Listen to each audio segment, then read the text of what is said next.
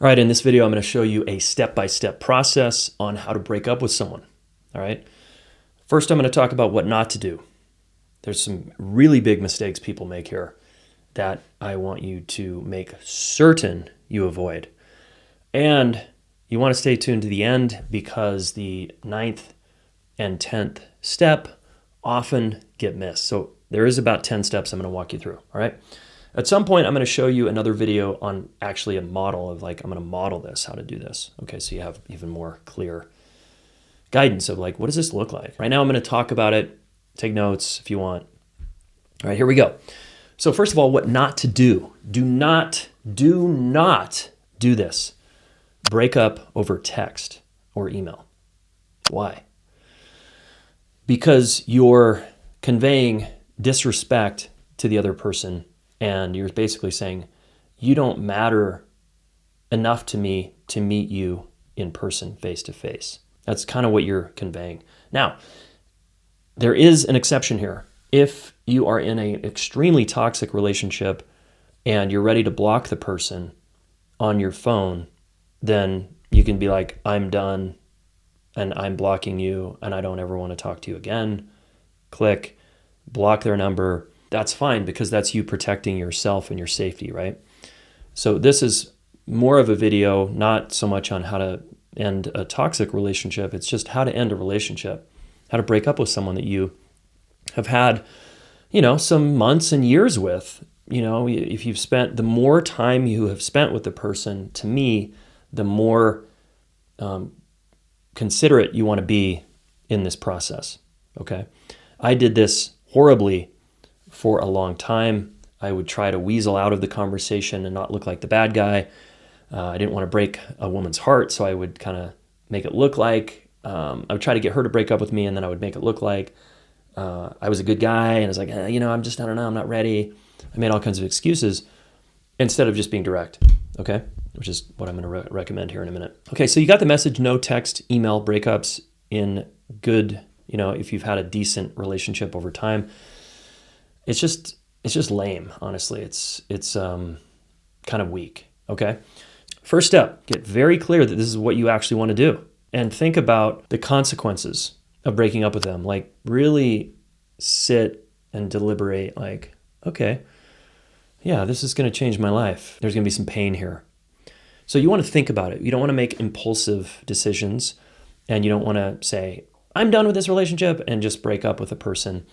Once again, that is a very emotional decision that happens really fast that you can't change. You can go back and apologize, but those kind of relationships usually don't go very well anyway. So don't make impulsive decisions here. Instead, be deliberate, think about it, all right? Step 2, get clear if you want to stay in touch or have no contact. Now, this is on your own, okay? You're journaling about this, you're thinking about this, you're talking to your coach or therapist about this. This is before you even talk to the person. So you've gotten clear, yeah, I want to end the relationship. Now you're thinking about, they're probably going to, we're going to have to figure out, do we want to stay in touch or not? So, or this is a cold, no contact kind of thing. So just reflect on that. I recommend that because, why? Because in the very last step, you're going to be talking about what are we doing now?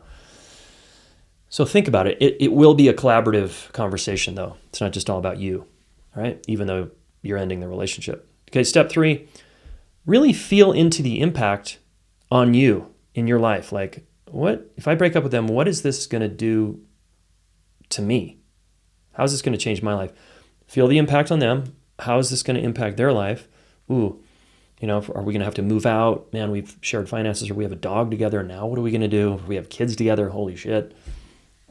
This is a big deal, right? And then think about the impact on your circle, your community. Who else is going to be impacted by this? Kids, friends, parents, in-laws, whatever. Whether this is a marriage or just a long-term relationship, it doesn't matter. There's people are impacted when a breakup happens, okay, in the community. You don't have to let that dictate your decisions, but just really be considerate that there's going to be a ripple effect here, right? Again, this is all before you talk to them. Now you're going to invite them, step 4, invite them to some kind of neutral space. A car sometimes can be neutral, even though it's one of your cars. A parking lot. I've broken up with people in parking lots before. Just neutral ground somewhere, right? Coffee shops, restaurants aren't probably great. It's loud. Go on a walk together, park, things like that. 5, give them a heads up that it might be a hard conversation. So you don't just show up on a Tuesday, your date night or whatever, when you normally hang out, and you drop some bomb on them. I prefer, people sense these things have been going on. Like there's tension, like something's not working anyway for usually weeks or months, sometimes years. So everybody knows, everybody in the relationship should know this is not going to be a shocker because you're struggling. You personally, or the both of you are struggling. Even still, I think it's good to give a person a heads up. Hey, I need to have a hard conversation with you. I don't want to talk about it over text. I don't want to talk about it over phone. I have to meet you in person. And be really clear on your boundaries there. And they're say, why? I need to know. Don't cave into that. Be like, I'm not going to do that. We need to meet in person. Let's meet at the park on Broadway. And you go to the park on Broadway, and they're like scared and anxious now because you're like, they know something's coming. But I think that's considerate. Other people would say, don't do that. Just lay it out there. It's ultimately up to you, but I think it's like, hey, I want to have a hard conversation with you, but I don't want to have it anywhere but in person. You could also say that in the moment. You could be on a walk and say, hey, I need to bring up something really hard for me. I want to change the conversation to this. I hope you're okay with that. Step 6, pause on the walk if you're walking and turn and face them and look them in the eye and say, I want to end our relationship. Okay, this is a very direct way. This is a very adult way to break up with someone. I am complete. I've been thinking a lot about this. I want to take a break and end our relationship. All right? And then they start crying or they get really upset. We'll talk about what to do there. But just let it land for a minute before you you explain yourself and monologue for 10 minutes about why. Just drop the statement, I want to end the relationship, and let it land over there with the other person. Take a breath. Oh man, this is heavy. They're going to often they will ask why, what happened, what's going on, what the hell, don't do this to me, or whatever, if they really want to stay in the relationship. Sometimes they're going to say fine and walk away, and the conversation's over, and you don't even have a chance to explain yourself. But ideally, we have 2 adults who want to consciously end a relationship, and you're leading, right? Because you're the one wanting to end it. So you're trying to lead this conversation, and it's one of the hardest conversations to have with someone, and you want to do it in a good way, okay? Look at them as much as possible. If they keep looking away, you can say, hey, would you mind looking at me? This is important. I care about you. And yes, I want to end this relationship. Don't backpedal. Don't overly explain yourself. And allow them to feel, this is step 7. Allow them to feel the impact. Okay, so that's the crying thing or whatever. Step 8 is validate their feelings. It makes sense you're upset right now. It makes sense you're crying. It makes sense you're confused. It makes sense you're asking me why. So it makes sense is validating them, right? Empathize if you can in that validation process. I know it feels heavy. I'm feeling heavy too. That kind of thing. Whew, yeah. If they ask why, okay. If they are like, why, what the hell happened? I can't believe this. And they're kind of shocked, then that tells you that you have done not a great job communicating your upset along the way. You've been withholding, you've been hiding out, and so you could take responsibility for that. It makes sense you're confused and surprised because I haven't said anything. I've been sitting on this for weeks or months, keeping it to myself because I didn't want to hurt your feelings. And so, yeah, you're like, what? This feels like I'm blindsided, like out of nowhere. If people are blindsided, that says that you've been indirect and scared to just be honest, right? And you've been wrestling with this. So just own that. And then lay out your reason why. I'm afraid of commitment. I'm not ready. I want to be single right now. I want to date more people. I'm not ready for the level of commitment that you are. I don't want the same type of relationship that you want. You want a fun, let's just hang out and have a good time relationship. I want a growth-oriented relationship where we actually work on our shit. We go to therapy, coaching, we read books, we listen to podcasts, we do work. we actually work on the relationship. You seem to want a relationship that's not into that. So I think we want different things, so I'm ending this relationship, right? Boom, it's out there. The dust has settled. You've explained yourself. There's emotions both ways. There's tears, there's anger, whatever, there's hurt. If there's room, you can do steps 9 and 10, all right? 9 and 10 is, now what?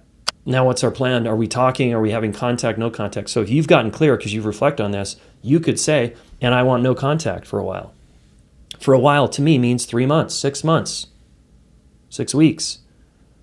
If you're clear. Because you know it's complicated to, like, you know, friends with benefits, like you break up and then a month later you're back together and you've had a few drinks and you sleep together, right? And then you got more mixed messages going on. So talk about a plan moving forward, and if you are clear, lay out your clarity. You might not be clear.